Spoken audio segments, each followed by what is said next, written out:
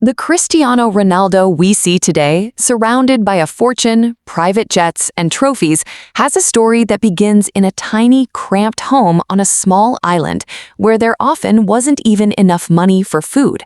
This is the story of a boy who, caught between poverty, family struggles, and his own dreams, chose football. And that single choice transformed him into the greatest footballer in the world. In Part 1, we'll look at Ronaldo's birth, his childhood, his earliest struggles, and the moment he first wore the Manchester United jersey. Birth and family. On the 5th of February 1985, in the small neighborhood of Santo Antonio in the city of Funchal on the Portuguese island of Madeira, Cristiano Ronaldo dos Santos Aveiro was born. Even his name had a special story behind it. His father, José Diniz Aveiro, was a big admirer of U.S. President Ronald Reagan, and that's why he gave his son the middle name Ronaldo. Ronaldo was the youngest in his family. He had 3 older siblings before him, an older brother, Hugo, and 2 older sisters, Elma and Katya. Their home was a small house with a tin roof, where all the siblings slept in a single room. The family's financial situation was well below middle class. His father, José Diniz, worked as a gardener for the local municipality and alongside that worked part-time as a kitman for a local football club, taking care of the players' jerseys, boots, and equipment. His mother, Maria Dolores, worked as a cook and cleaner in other people's homes to help run the household. Money was always tight. Sometimes there was only the most basic food available. New clothes or shoes were considered a luxury, and Ronaldo grew up wearing his older siblings' hand-me-downs. On top of all of this, there was another serious struggle in the household. José Diniz battled alcoholism. Ronaldo later spoke in interviews about how, as a child, he tried to keep his father away from drinking, but this problem persisted for years and affected the entire atmosphere of the home. Amid all of this, there was one thing that gave Ronaldo peace: football. Childhood and a first love for football. On the narrow streets of Madeira, where the Atlantic breeze was a constant companion, Ronaldo and his friends would play football for hours on end. A real ball was a luxury, so the kids often used balls made from rags or plastic bottles. They were hungry, they were tired, but the moment the ball touched their feet, Ronaldo forgot everything else. At just 8 years old in 1992, Ronaldo joined the local amateur club Andarina, the very club where his father worked as kitman. From here, Ronaldo's talent gradually became impossible to ignore. He was noticeably faster, more skillful, and far more competitive than the other kids his age. Coaches began to notice that this boy was different: his speed, his dribbling, and above all, his hunger to win. But Ronaldo wasn't just different on the football pitch. His attitude stood out too. He was popular among his friends at school, but when it came to discipline, his temper sometimes got the better of him. In one incident, he threw a chair at his teacher because he felt disrespected, and as a result, he was expelled from school. This turned out to be a major turning point, because now Ronaldo had only one thing left that he could pour himself into completely: football. The move to Nacional. In 1995, when Ronaldo was 10 years old, his performances caught the attention of one of Madeira's bigger clubs, CD Nacional. The move from Andarina to Nacional was a significant step up for Ronaldo. It meant a more professional setup, better coaching, and tougher competition. Over the next 2 years at Nacional, Ronaldo continued to refine himself.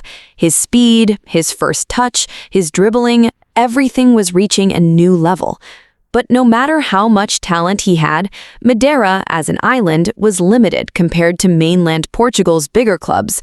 Nacional's scouts and coaches knew that if this boy wanted to go further, he would need to move to Lisbon, home to Portugal's biggest academies.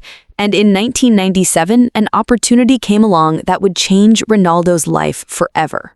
The Sporting Lisbon trial, the day that changed everything. In 1997, at just 12 years old, Ronaldo was offered a trial with Sporting Club de Portugal, Sporting CP, one of Portugal's most prestigious football academies, a pipeline that sent players straight to Europe's top clubs.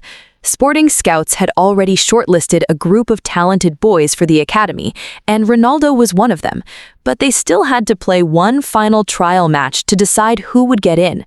Before the match began, the coach gave the boys a simple rule: whoever scored the most goals would be the one selected for the academy.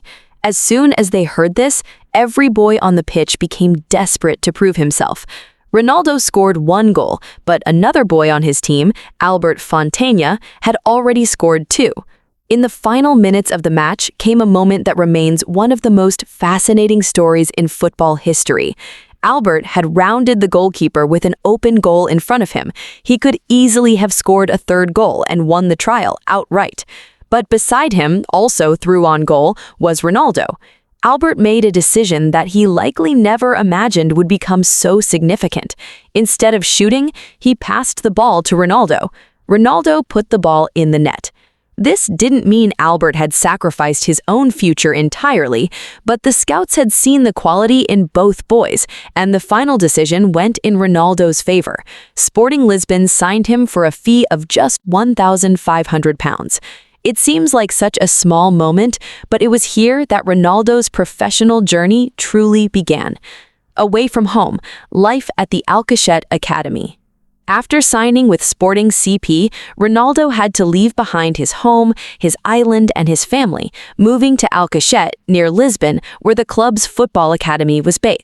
A 12-year-old boy, deeply attached to his mother and siblings, suddenly found himself alone on mainland Portugal, where he knew no one. This transition was far from easy. Ronaldo often cried in front of his friends out of homesickness. Alone at night in the dormitory, it felt like maybe none of this was meant for him, like maybe he should just go home. But every time he fell, he reminded himself why he was there: to give his family a better life. Training at the academy was intense, and the competition was tough. Every boy was trying to prove he was the best. But instead of withdrawing into himself, Ronaldo gradually threw himself into training. While other boys rested, Ronaldo put in extra reps. Coaches noticed that this boy wasn't just talented, his work ethic was unmatched. By the time he turned 14, Ronaldo had to make a major decision. He spoke with his mother and decided to leave school entirely to focus completely on football. For someone his age, this was an enormous risk. If football didn't work out, he would have nothing to fall back on. But Ronaldo believed in himself, and his family believed in him too. Breaking into the senior team. Years of hard work at the academy began to pay off. Ronaldo moved up from his age group into Sporting's B team and then began training with the senior squad. The coaches were clear. This boy deserved more than the academy could offer, and when he finally got his chance to play with the senior team, Ronaldo didn't look intimidated for even a moment. After scoring his debut goals for Sporting Lisbon's senior team, Ronaldo's name began to spread through Portuguese football circles. His speed, his ability to shoot with both feet, his unbelievable dribbling, everything set him apart. Many clubs started keeping an eye on his performances, but nothing major had happened yet. Then came the day that changed everything. The Manchester United dream comes true. In August 2003, Sporting Lisbon arranged a friendly match against Manchester United to celebrate the opening of their new stadium, Estadio José Alvalade. United's team was full of the biggest stars of that era, but in this match, all eyes turned on an 18-year-old Portuguese winger. Ronaldo absolutely embarrassed United's experienced defenders that day. Stepovers, sudden bursts of pace, unpredictable movement. United's players were left completely confused about which way the ball would go next. After the match, United's players reportedly asked their manager, Sir Alex Ferguson, to sign him, saying that if this kid kept playing against them, he was going to be a problem every single time. Sir Alex Ferguson, already impressed by Ronaldo's talent, made his decision that very day. He spoke to his agent, the deal was finalized, and within days, Ronaldo had signed for Manchester United. The transfer fee was around £12 million, an enormous amount for a teenager at the time, and a record sale in Sporting Lisbon's history. When Ronaldo arrived at Manchester United, the club asked him to choose his shirt number. Ronaldo asked for number 28, a typical number usually given to young or new players. But Sir Alex Ferguson rejected that suggestion. He told Ronaldo that he wanted to give him the club's most iconic number, number 7. This was the number worn by legends like George Best, Eric Cantona, and David Beckham. It meant Ferguson had so much faith in Ronaldo's talent that he was treating him like a future legend before he'd achieved anything at all. An 18-year-old boy who just a few years earlier had been playing with a plastic ball in a poor neighborhood in Madeira now stood at Old Trafford wearing the number 7 shirt for one of the biggest clubs in the Premier League. But things on the pitch weren't as easy as everyone expected. Ronaldo got off to a slow start, and some teammates even called him a show-off who dribbled too much. But none of that mattered to Ronaldo because he had already achieved the thing that could change his family's life. And just as things started to look up, a phone call was about to shake Ronaldo's entire world. His father, José Diniz, had become seriously ill. This story continues in part 2, where we'll see Ronaldo's journey from struggle to stardom at Manchester United, his emotional relationship with his father, and the promise he made to himself that would turn him into the best footballer in the world.